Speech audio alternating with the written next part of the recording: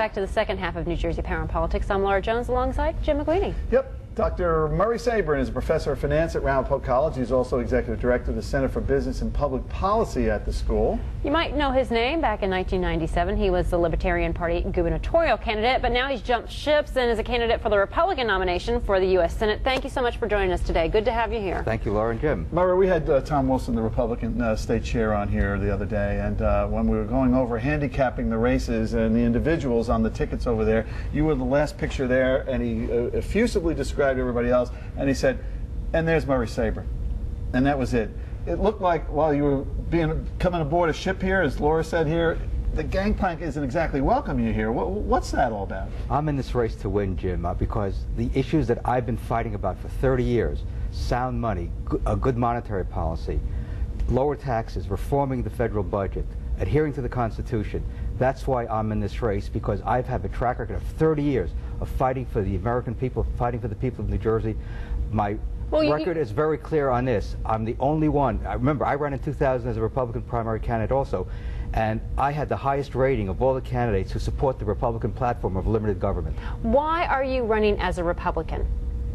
I became a Republican in 1969 at the age of 22 because after living through the 60s, I realized that the Great Society program of Lyndon Johnson, big government programs, were not going to work. And here it is 40 years later, $3 trillion budget deficit, $500 billion deficit, $10 trillion debt, and $72 trillion of unfunded liabilities. That means our kids are going to be paying more than half of their income to the federal government just to pay the future bills of Uncle Sam. You don't have the backing of party leaders, county chairmen, so to speak.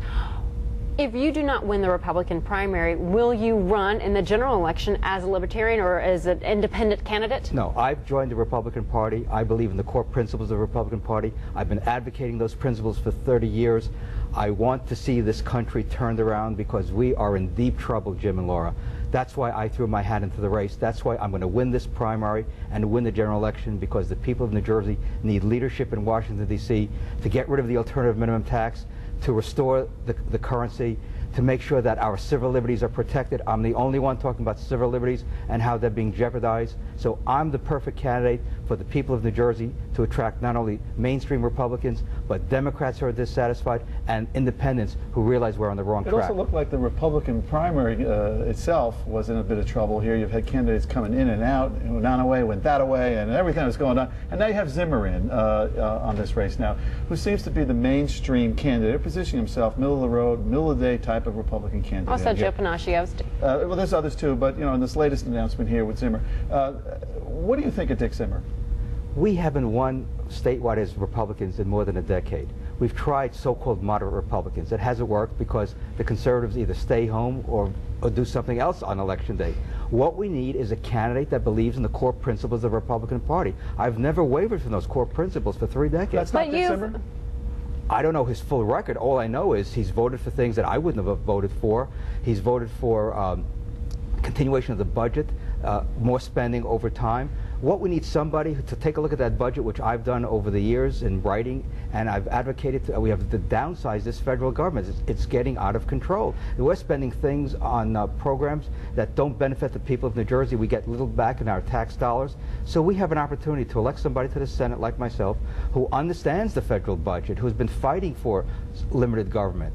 And so if the people in the Republican primary want a winner who's going to stand up to big government Democrats like Frank Lautenberg and the others, I'm that candidate. Why do you think that you will be successful if you've won and lost so many other campaigns before, and you haven't been in Washington, you don't have any experience?